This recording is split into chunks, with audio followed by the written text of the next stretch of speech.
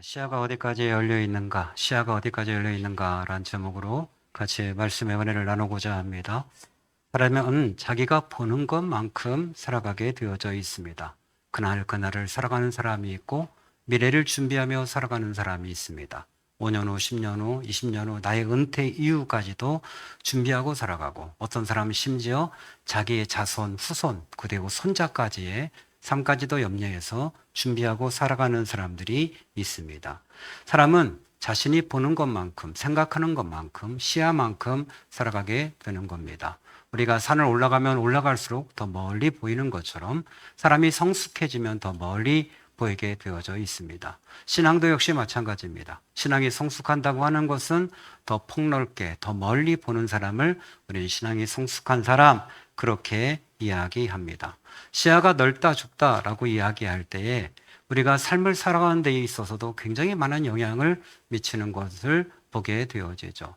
시야가 넓은 사람들은 사람의 관계도 굉장히 부드럽습니다. 쉽게 오해하거나 쉽게 분노하거나 쉽게 다툼을 일으키지 않습니다. 그 사람을 종합적으로 이해하고 있기 때문에 어떤 상황이 된다 할지라도 그걸 자연스럽게 풀어갈 수 있습니다. 반면에 시야가 좁은 사람들은 그저 단순한 하나의 사건 때문에 관계가 깨어지기도 하고 사람에 매어서 어찌할 수도 없게 되어지는 경우들을 많이 보게 되어집니다. 우리는 문제를 대할 때도 마찬가지입니다. 문제가 생겼을 때 시야가 넓은 사람들은 이 문제를 종합적으로 판단해서 그것을 바르게 결정을 합니다. 그러나 시야가 좁은 사람들은 문제를 바르게 판단할 능력이 없기 때문에 허겁지겁하게 되어지고 잘못 판단함을 통해서 인생에 큰 상처를 남기기도 합니다. 감정 조절에도 역시 마찬가지입니다. 시야가 넓은 사람들은 쉽게 감정에 이끌리지 않습니다. 왜냐하면 자신의 이성이 있고 종합적인 판단이 있기 때문에 감정에 매이지 않고 합리적인 결정을 하게 되어집니다. 그러나 시야가 좁은 사람은 지금 당장 일어난 그 사건 그 하나를 가지고 분노하고 흥분하고 그것 때문에 폭발한다라고 하는 겁니다. 전체를 다 볼 수 있는 시야가 없기 때문에 그렇습니다. 선택할 때는 더더욱 표시가 납니다. 선택할 때 지혜로운 사람들은 여러 가지 가능성을 가지고 충분히 검토하고 그리고 나서 선택을 하는데, 시야가 좁은 사람들은 그러한 검토할 능력이 안 됩니다. 항상 사기를 당하거나 또 항상 잘못된 선택을 함을 통해서 번번이 사업에 실패하거나 어려움을 겪거나 하는 경우들을 많이 보게 되어집니다. 왜 보이스피싱에 넘어갑니까? 왜 부동산 사기에 넘어가는 겁니까? 왜 꼬임에 넘어가는 겁니까? 이 시야가 넓고 멀리 보지 못하기 때문에 당장 눈앞에 있는 것만 보고 판단하기 때문에 결국 그 인생이 꼬이고 어려움과 고난이 끝나지 않는다라고 하는 겁니다. 그러나 문제는 뭐죠? 내가 시야가 좁구나, 내가 멀리 보지 못하는구나를 생각하지 못한다라고 하는 거예요. 여러분, 운전을 하는 사람들을 보면 초보 때 어떻습니까? 시야가 매우 좁아요. 앞에밖에 보지 못하죠. 두 손으로 운전대를 꼭 잡고 선글라스 끼고 장갑 끼고 이렇게 하고 앞에만 주셔야지 옆에 있는 백미러나 룸미러나 다른 걸 살필 여력이 없습니다. 그러니까 순간순간 위기를 닥치게 되어지는 거죠. 능숙해지면 어떻게 됩니까? 그냥 모든 시야가 열려 있어서 다방면 보죠. 커피도 마시고 음악도 듣고 이야기도 하고 하면서 여유 있게 운전할 수 있죠. 왜냐하면 시야가 그만큼 확보되어 있기 때문에 그렇습니다. 여러분, 시야가 넓어지기 위해서 우리는 어려서부터 어린이들에게 많은 것을 경험시키기를 원하고 또 우리가 많은 책들을 읽히기를 원하고 좋은 사람들을 만나게 하기를 원하는 겁니다. 저는 오늘의 교회를 이렇게 사이트 들어가면서 보는 건 가장 부러운 것 가운데 하나는, 그건 우리 학생들에게 자기가 원하는 직업에 미리 가서 체험하게 하는 프로그램이 있더라고요. 거기 워낙 교회가 크고 또 괜찮은 성도들이 많이 오다 보니까 다양한 분야의 성도들이 있는 거예요. 그러면 학생들 가운데 자기가 건축 쪽에 관심이 있다 그러면 건축에 관계된 성도들을 연결해 주는 거예요. 그럼 그곳에 가서 아르바이트를 하면서 조언을 받고 이것이 나의 적성에 맞는가? 그것에 대해서 이게 테스트하는, 시험해보는 그런 시간들을 갖는 거야. 나는 법조계에 가고 싶다 그러면 판사나 재판관이나 이런 쪽에 관계를 맺게 해주어서 그분 밑에서 그렇게 한 달 정도 같이, 아니면 일주일, 며칠 동안 같이 지내면서 자기가 한번 자기 자신을 점검해 보는 그런 체험 프로그램을 돌리고 있더라고요. 야, 정말 좋다. 이런 생각을 갖게 되어지는 거죠. 어려서 얼마나 많이 경험시켜 주느냐, 얼마나 많이 보게 하느냐, 얼마나 많이 느끼게 해주느냐, 이게 정말 중요하죠. 왜 어려서부터 알바를 자꾸 하라고 하는 걸까요? 다양한 알바를 통해서 사람들을 경험할 수 있고 환경을 볼 수 있고 내 자신을 체크해 볼 수 있기 때문에 그런 것 아니겠습니까? 그래서 자꾸 어려서부터 시야를 넓혀주고 멀리 볼 수 있게 해주는 것이 우리 부모님의 책임이고 또 자라고 있는 사람들이 본인이 짊어져야 될 책임이다라고 이야기할 수 있습니다. 시야가 좁은 사람들을 보면 우리는 참 답답하다. 그렇게 얘기하죠. 그 사람 꽉 막혔어. 이런 얘기하죠. 왜 그렇게 바보 같은 결정을 하는지 몰라. 이런 얘기하죠. 왜 그렇게 쉽게 속아 이 사람은? 이런 얘기하죠. 그죠? 저건 병신이야. 아니면 쓱맥이야. 천치야. 이런 얘기를 하죠. 왜 그런 얘기를 하는 것입니까? 그건 시야가 좁기 때문에 그런 소리를 듣는 거예요. 내가 종합적인 판단을 하지 못하기 때문에, 종합적인 생각을 하지 못하기 때문에 사람들이 답답하다고 하는 거예요. 우리 가끔 왜 일을 못하세요? 왜 일을 못하세요?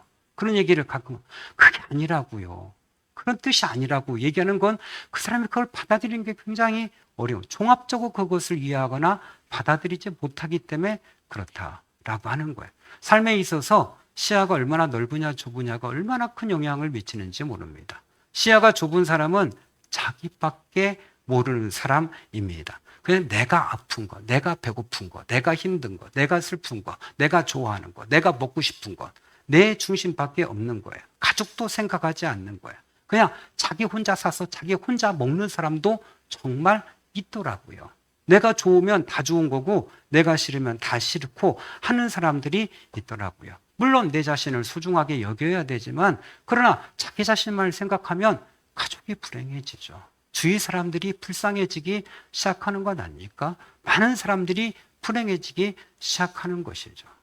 우리는 이제 에어컨 때문에 많이 정비가 됐습니다만 그 지금도 지하철 같은 데는 막 연락을 하잖아요. 에어컨도 너무 높다고 막 끄라고 막 너무 이게 뭐냐고 막 하면 소리 지르고 이런 분들이 있어. 어떤 분들이 너무 덥다고 에어컨도 더 내려야 된다고. 그건 일정하게 정해져 있는 거야. 전체를 봐야 되는데 내가 더우면 더운 거고 내가 추우면 추운 거고 이 관점이 거기에 머물러 있으니까 시야가 거기에 있으니까 늘 사회에 불만이고 사람들에게 불만을 갖는 것 아니겠습니까? 여러분 참 우리는 살면서 이런 것들을 많이 경험하게 되죠. 어제 우리 이상희 집사님께 저에게 보내온 말씀삼 가운데 그런 내용이 있었어요. 진성이 친구의 어머니하고 교제를 하는데 그 어머니는 참 순수하고 착하대요. 그런데 문제는 간식을 우리 이 집사님만 준비한대요. 그 엄마는 준비를 하지 않는데요. 근데 자꾸 혼자만 준비하다 보니 마음이 불편하다고 하는 거예요. 당연히 섬겨야 되는 걸 알면서도 불구하고 왜 나만 준비해야 돼? 이런 마음이 들지 않겠어요? 여러분 가운데 혹시라도 저런 소금빼기 이렇게 생각하는 사람이 있다면 자기 자신을 모르는 거야. 아니 그래도 내가 몇 번 준비하면 한 번 정도는 이번은 제가 준비할게요. 제가 살게요. 뭐 이렇게 진성이 어머니 오늘은 제가 한번 대접할게요. 이렇게 하는데 받기만 하는 그런 엄마들이 있다는 거죠. 왜 그럴까요? 시야가 좁은 거죠. 내가 대접해야 된다는 생각조차를 하지를 못하는 거죠.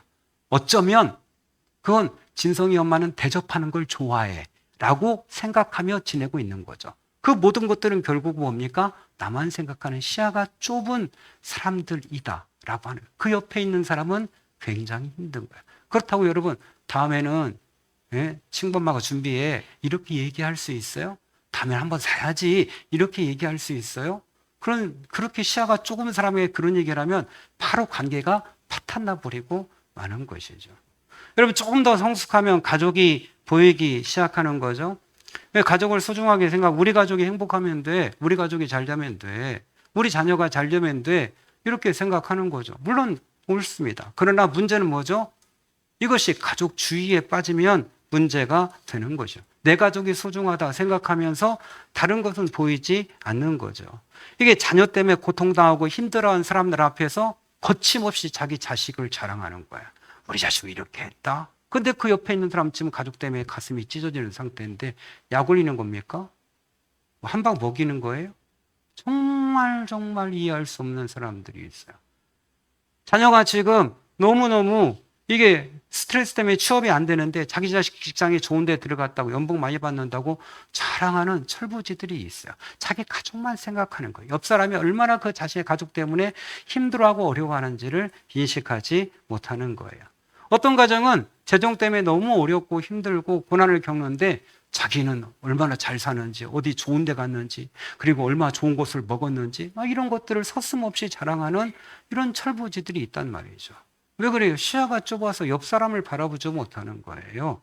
또 여러분, 자기 가족만 생각하다 보니까 여기 다른 사람들에 대한 아픔을 전혀 생각하지 못하고 자랑질하다가 끝나버리는 경우들이 너무 많습니다. 자랑을 하더라도요, 여러분 상대를 봐가면서 해야죠. 바울이 자랑했던 건 뭡니까? 사역에 성공했던 걸 자랑했던 것이 아닙니다.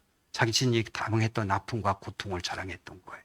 우리가 자랑할 때는 아유, 우리 자식 말도 안 들어 이러면서 상대방이 야, 저 집 자식보다 우리 자식이 낫네 이런 생각을 하게 만들어 줘야 되는 거예요. 그죠?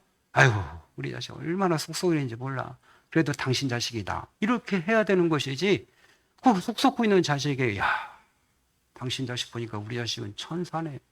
뭐 이렇게 이런 식으로 대꾸하는 사람들이 얼마나 많은지. 교회 안에서도 그냥 피일비재한 거예요. 결코 상대보다 낫다고 자랑질하는 건 이건 왜 그렇습니까? 시야가 좁기 때문에 그런 것이죠. 자신의 가정만 생각하면 공동체에 대한 책임도 지지 않습니다. 하나님에 대한 큰 사명도 짊어지지 않습니다. 여러분, 우리가 어제가 광복절을 지냈습니다. 광복절을 지내면서 이번에 이슈가 됐던 것은 특별히 배우 하영이라는 배우 때문에 그렇습니다. 이름이 하영이에요. 그러면 가만히 생각하니까 하영? 하나님의 영광을 주렸나? 얘네 크리스찬 집안인가? 이렇게 생각할 정도인데 찾아보지는 않습니다. 근데 이 배우가 예능 프로그램에 나와서 자기 집안을 자랑했어요. 자기는 4대째 의사 집안이다. 증조 할아버지부터 치료되고 증조 할아버지는 고종 황제를 치료했던 의사였고 그리고 최초의 의원을 개설했던 할아버지다. 이런 집안 자랑을 마구 했어요. 그러면 네티즌들이 가만히 있겠습니까? 마구 조사해 봤더니 이 할아버지는 강력한 친일파였어요. 그리고 고종 황제를 치료한 적도 없는 사람이었어요. 그 부가 대물림돼서 여기까지 내려온 것이었어요.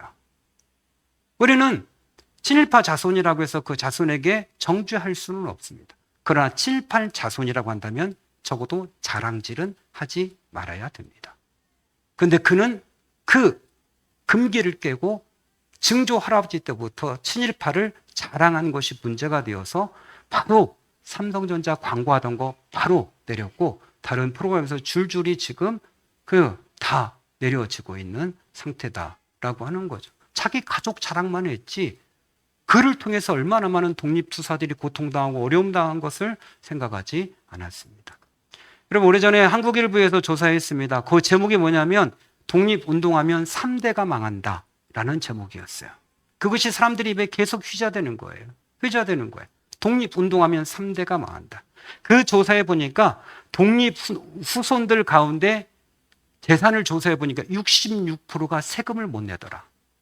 이렇게 돼 있어요. 66%가 세금을 낼 돈이 없는 거예요. 왜 그런가 살펴보니까 할아버지 때, 아버지 때 그냥 독립운동한다고 하면서 자기 재산 다 독립운동비로 바치고 또 붙잡혀가지고 옥고 치르고 또 죽임당하고 그러다 가족들도 함께 고난당하고 그러다 보니까 자손들을 제대로 뒷바라지하지 못하고 그러니까 아무것도 물려주지 못하고 그러다 보니까 독립후손 자손 66%가 재산세를 하나도 내지 못할 정도로 가난에 처해 있다. 그래서 한국일보가 뽑은 것이 독립운동하면 3대가 망한다. 이렇게 뽑은 거야. 그럼 뭐예요? 친일파 자손들은 그 부가 다 대물림 되잖아요. 사실은 이승만 정권이 바뀌면서 반미특위가 되었지만 이승만 정권과 그리고 그의 친일파들이 반대함을 통해서 1년 만에 그것이 해체되어졌고 친일 청산을 하지 못했습니다. 박정희 대통령이 그가 정권을 잡았지만 일본하고 함께 협정을 맺으면서 그도 역시 조그만 배상받고 난 다음에 친일파 청산을 하지 못했습니다. 왜냐하면 본인도 일본 장교 출신이었고 그리고 그의 정권을 잡은 많은 그 주도 세력들이 친일파였기 때문에 그걸 척결할 수가 없었어요. 그래서 그것이 대대로 지금까지 내려오고 있는 것이죠. 이게 참 가슴 아픈 역사가 아닌가 그렇게 생각을 합니다. 그런 생각하면서 이승만을 욕해? 박정희 욕해? 그렇게 생각할 것이 아니라 그런 부분도 있다고 하는 것을 우리가 인식하고 봐야 된다라고 하는 것이죠. 그래서 저는 영화 본 가운데 찬스 일병 귀환이라고 하는 영화를 혹시 여러분 안 보셨으면 꼭 보셨으면 좋겠어요. 찬스 일병 귀환. 실제 이야기인데요. 미 해병대원 이게 찬스 팔부스 일병이 이라크 전쟁에서 죽었습니다. 그리고 그 이라크 전쟁에 죽은 그 일병을 는 자신의 고향으로 운구하는 그 과정을 드라마틱하게 다룬 거예요. 실제 이야기를. 한 장교가 대표가 돼서 손수 그 죽은 시체 유해를 데리고 쭉 가는 거예요. 비행기를 이동하고 그다음에 장의차 차를 가는데 놀라운 건 모든 미국인들이 다 경애를 표하는 거예요. 누군지도 모르면서.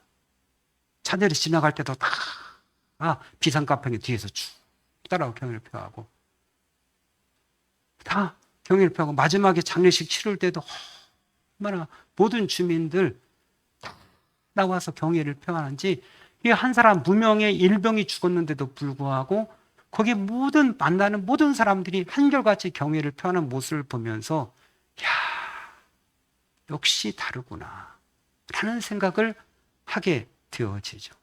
여러분 시야가 가족에게 머물러 있는 사람은 다른 사람의 아픔과 고통을 보지 못하는 것이죠.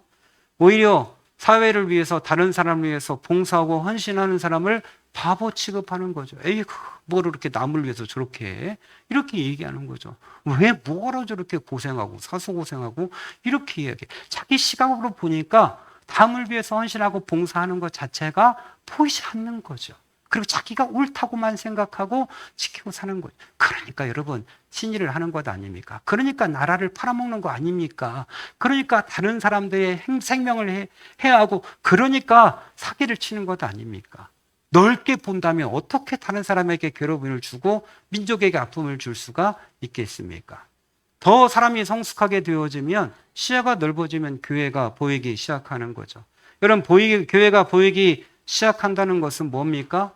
우리의 가족을 뛰어넘어 하나님의 가족이 보이기 시작하는 거죠. 교인 가운데 누가 힘들어하는지 어려워하는지 누가 고난 가운데 있는지 보이기 시작하는 것이죠. 그래서 그를 위한 기도 제목이 점점 늘어나기 시작하고 그렇게 되어져 가는 것이죠.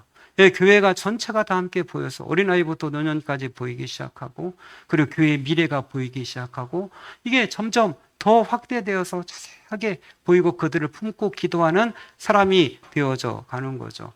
우리 교회뿐만 아니라 이웃에 있는 교회들도 함께 보여지고 어디를 가나 교회가 보여지며 이런 교회는 어떨까 이런 생각을 하면서 가슴에 품고 기도하고 안타까워하게 되는 거죠. 저희가 목요일 오후부터 금요일까지 휴가를 다녀오지 않았습니까? 고창에 가는 길에 보니까 길가에 천원이라고 하는 마을이 있더라고요. 근데 교회 이름이 천원교회예요. 그래서 너무 신기하다. 천원교회. 100원 교회도 아니고 천원교회가 있다니. 천원리가 있다니. 교회가 너무 아름답게 지었어요. 교회 가봤더니 마당에 100주년 기념, 예수님 기념하는 돌로 깎아놓은 것도 있더라고요. 100년이 지난 벌써 천원교회더라고요. 교회가 얼마나 아름답게 단장이 잘 되어 있는지 몰라요. 교회 옆에 보니까 큰 가마솥을 2개 걸을 정도로 그 정도 시설도 따로 해놨더라고요. 정말 부럽더라고요. 야, 여기는 행사일 때, 할 때 가마솥을 걸고서 식사를 준비하는구나. 모든 것이 완벽하게 깨끗하게 정리가 됐어요. 김덕구 목사님 교회에 들어갔다가 저희가 방장산 휴양림에서 하루 자고 거기서 이제 차를 타고 내려오는 중에 길가에 또 시골 교회가 있더라고요. 그래서 그 마당에 들어가 차를 받치고 교육관도 들여다보고 교회도 들어가 봤어요. 딱 들어가는 순간 아니 교회가 저희 교회랑 똑같은 스피커가 있는 거예요. 저는 교회를 많이 다녔어도 이런 스피커를 많이 본 적이 없는데 야, 이 교회 합소가네? 이런 생각이 드는 거예요. 놀라운 건 의자 위에 휴지 하나, 성경책 하나 아무것도 없어요. 그냥 다 깔끔해요. 앞에 마이크 서나 흐트러진 게 없어요. 신디 있고 마이크, 예, 아마 신디 찬양하시는 분이 마이크도 신디 이 연주하시는 분이 그 찬양도 같이 하는 것 같아요. 모든 것이 완벽하고 깨끗해 정리됐어요. 마당 주위를 봐도 잡초 하나가 없어요. 마당 옆으로 이렇게 시골이잖아요. 그런데 인조잔디 쫙 깨끗하게 깔아놓고 깔끔하게 정리됐어요. 예전에 썼던 그 땡그랑땡그랑 종도 그 옆배 쪽으로 옮겨놓고 깔끔하게 단정해서 예쁘게 해놓았어요. 제가 성도가 몇 명이 되는가 이렇게 주보장을 이렇게 세봤어요. 29명이에요. 근데 주보장도 깔끔하게 정리가 돼 있어요. 그리고 거기에 가져갈 수 있도록 감사 노트, 가져가서 쓸 수 감사 노트도 빛이 나왔어요. 제가 살짝 하나 갖고 왔어요. 우리도 똑같은 걸 사고 싶어서 우리도 빛이 나야겠다. 보면서 얼마나 흐뭇하고 이게 바로 교회다 라는 생각. 김기영 목사님 부부하고 함께 같이 나누면서 너무 아름답지 않냐고. 우리도 교회를 이렇게 갖고 와야 된다고. 이런 이야기를 함께 나누면서 돌아왔습니다. 여러분, 예수님께서 교회를 뭐라고 하셨습니까? 예배소 5장 25절에 보면 그리스도께서 교회를 사랑하시고 그 교회를 위해서 자신을 주셨다 이렇게 말씀을 하셨습니다. 교회까지 보이는 거죠. 사람이 더 성숙하면 어디까지 보입니까? 세상이 보이는 거죠. 여러분, 독립운동한 하신 분들이 그 선언을 하신 분들이 33인입니다. 그 가운데 기독교인이 몇 명일까요? 16분이십니다. 당시에 기독교 인구는 소수였습니다. 그럼에도 불구하고 33인 중에 16인이 들어갈 수 있었던 건 무엇입니까? 그만큼 그들은 깨어있는 분들이었죠. 민족을 생각하고 그리고 독립운동에 앞장섰던 사람들이었던 것입니다. 예수님을 믿게 되어지면 그냥 내 교회에서 머물지 않고 내 지역에서 머물지 않고 더 나가서 세계를 바라볼 수 있는 눈을 갖게 되어지고 우리와 전혀 상관없는 세계에 있는 사람들을 가슴에 품고 염려하고 기도하고 헌금하고 후원하고 하는 역사들이 일어나게 되어지는 거죠. 우리나라가 많이 성장하고 교회가 성장하면서 전 세계에서 선교사를 가장 많이 파송한 나라 2위에 한때 올라섰습니다. 근데 새롭게 제가 조사해 보니 지금 미국이 1인데 약 15만 명 정도 전 세계에 선교사님을 파송했습니다. 우리나라는 몇 명일까요? 우리나라 지금 파송한 선교사님 약 2만 2천 명 정도 됩니다. 많이 줄었습니다. 코로나 때는 많이 줄었어요. 근데 우리나라는 너무 놀라운 건 우리나라가 2위에서 3위로 떨어졌습니다. 2위가 누가 됐느냐? 브라질이 약 4만 명 정도를 선교사를 파송했습니다. 놀라운 거죠. 브라질에서 전 세계에 4만 명 정도 선교사를 파송하고 우리나라는 2만 2천 명, 3천 명 안쪽으로 그렇게 줄어들었어요. 뭐 교회가 쭈그러들어서 그러느냐? 그렇게 얘기할 수도 있을지 모르겠습니다만 혹시라도 우리가 어려움을 겪으면서 세계를 향한 시야가 좁아진 것은 아닌가. 그저 내 교회만 조금 더 생각하는 것이 아닌가라고 하는 그런 의심을 품어볼 수 있지 않은가 그리 싶습니다. 우리는 다음 주에 이름도 생소한 부르키나파소 선교사님을 모시게 되었습니다. 어디에 있나 저희가 이 옆에 교육관에서 막 지도를 찾고 드디어 찾았습니다. 가나라고 하는 나라. 가나는 다 들어보셨잖아요. 축구가 워낙 유명하기 때문에 가나는 다 들어보셨습니다. 가나 밑에 있는 나라였습니다. 제가 조금 조사해 보니까 부르키나파소는 우리나라의 한 2.5배가 넘어요. 거의 3배 가까이 큰 국가예요. 땅덩이가. 우리나라 지도로 보면 우리나라가 더 크게 그려놨지만 실제로 우리나라는 그냥 크게 그린 거고 세계의 땅덩이를 보면 그 나라가 우리나라의 3배 정도 되어져요. 인구는 약 2,500만 명 정도. 우리는 얼마나 되죠? 우리는 약 5,500, 6천만? 아직 안 되죠. 반이에요. 근데 우리나라가 인구 밀도가 높은 거예요. 특별한 나라예요. 우리나라가 높은 거지 그 나라가 밀도가 낮은 건 아니에요. 놀라운 건 그 나라는 90년대 인구가 900만 명이었어요. 그런데 지금 2,500만 명까지 늘어났어요. 기하급수적으로 늘어나고 있고 지금도 출산율이 늘어나고 있대요. 놀라운 건 이렇게 어린이들이 많이 생기다 보니까 전체 국민의 평균 연령이 10대 후반이에요. 놀랍죠? 평균 연령이 10대 후반이에요. 무한한 가능성을 가지고 있는 나라예요. 다만 이게 반군들이 있고 이 정치적으로 불안하기 때문에 그런 어려움이 있지만 그럼에도 불구하고 그 나라는 작년에도 경제가 5% 이상 성장했어요. 우리는 몇 프로 성장해요? 2% 되나요? 2%도 안 될걸요? 크고 있는 그런 나라예요.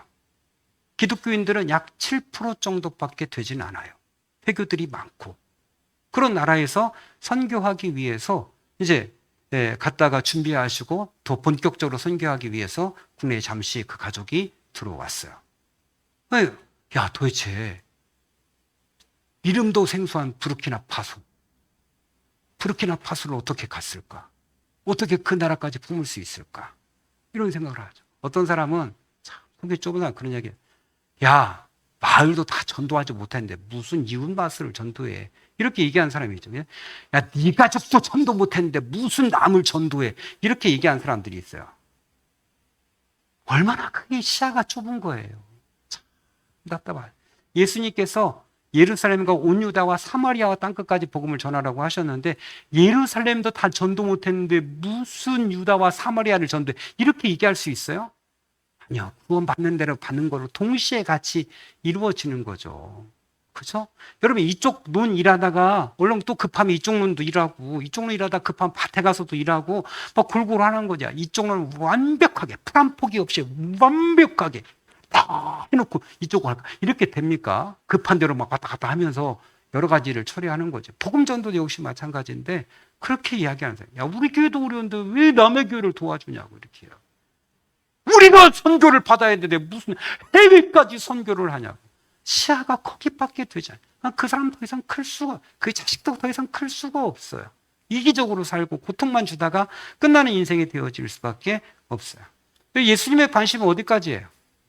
예수님의 관심은 한 사람 한 사람의 관심을 보셔요. 더 이상 예수님이 얼마나 관심을 기울이셨는지 설명할 필요도 없어요. 한 사람이 얼마나 집중하셨는지.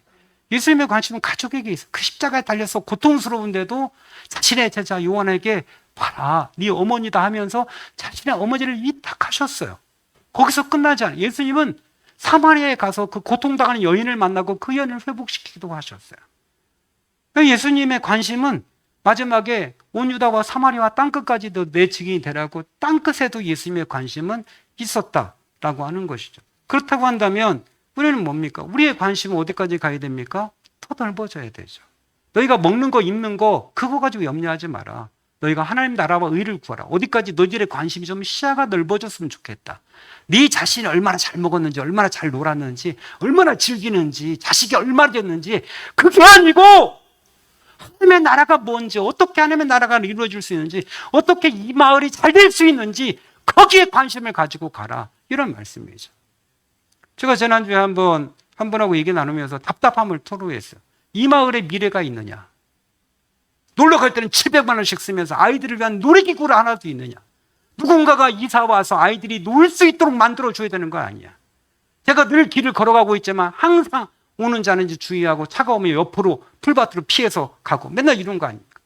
마을에서 뭐 해야 돼? 누군가가 와서 산책할 수 있도록 조그만 산책로라도 하나 닦아줘야 돼. 나랑 사라지면 마을 주민들이 모아놓은 돈이라도 조금이라도 깔아줘야 되는 거 아니냐? 다 지들 처먹는 걸로 끝나버리고 말이에요. 오죽 답답하면 우리가 여러분 잔디밭을 깔았겠습니까? 놀 데가 없잖아요. 공 하나 칠 데가 없고 배드민턴 하나 칠 데가 없고. 그때 누가 불신자지는 말하기를 어이구 아까운 땅 왜 놀리냐고. 거기다 집 짓고 사시라고. 무슨 소리. 시야가 좁으니까 그게 안 보이는 거예요. 마을에 젊고 유능하고 살고 싶은 사람이 오기 위해서는 재건 시설을 갖추기 위해서 우리가 어떻게 하면 이 마을을 아름답고 젊은이들이 와서 살 수 있는 생동감 넘는 마을로 만들 수 있을까 고민을 해야 되는데 그런 고민은 없어요. 그래서 내가 이장이 돼야 되나 이런 생각까지. 이장을 하는, 강원도에서 이장을 하시는 목사님들도 많이 있습니다. 그것까지는 아니고 좀 멀리 보고 넓게 보고 한다면, 교회를 뛰어넘어 세상을 보고 하면 얼마나 좋겠습니까? 여러분, 이웃이 보이십니까? 마을이 보이십니까? 다른 교회들이 보이십니까? 아니면 여러분 세상이 보이십니까? 선교사님들이 보이십니까? 어디까지 보이십니까? 우리 예수님께서 야 내가 너에게 행복한 가정 줬는데 넌 그걸 뭐 했냐 물을 때 뭐라고 하시겠습니까? 잘 먹고 잘 살았어요. 끝입니까? 너희가 물질 줬는데 너 그거 가지고 뭐 했냐라고 얘기할 때 그 헌금하고 끝입니까? 내가 너에게 이처럼 교회를 주었는데 넌 그 교회에서 뭐 했냐라고 물어보시면 예, 우리 교회 행복하게 잘 부흥하고 그게 끝이에요 라고 얘기할 수 있습니까? 우리의 시야가 넓어져야 되겠죠. 여러분, 우리가 결론을 맺도록 하겠습니다. 예, 나를 넘어서, 가정을 넘어서, 교회를 넘어서, 그리고 지역을 넘어서 세상까지 같이 바라볼 수 있는 사람. 나도 소중하고, 가정도 소중하고, 교회도 소중하고, 세상도 소중하고, 거기에 마음을 품고 나갈 수 있는 사람. 정말 아름다운 사람 아닐까요? 말 한마디라도 조금 더 배려할 수 있다면, 아픈 사람에게 조금 더 생각하고 말할 수 있다면 얼마나 아름다울까요? 앉아서 자식 자랑하고 자기 누린 거 자랑하고 그 옆에 있는 사람은 그것 때문에 더 힘들어하고 이건 아니지 않습니까? 조금 더 먼 시각을 가질 수 있도록 함께 기도하고 나갔으면 좋겠습니다. 우리 그에 관계된 찬양 있습니다. 아버지 당신의 마음이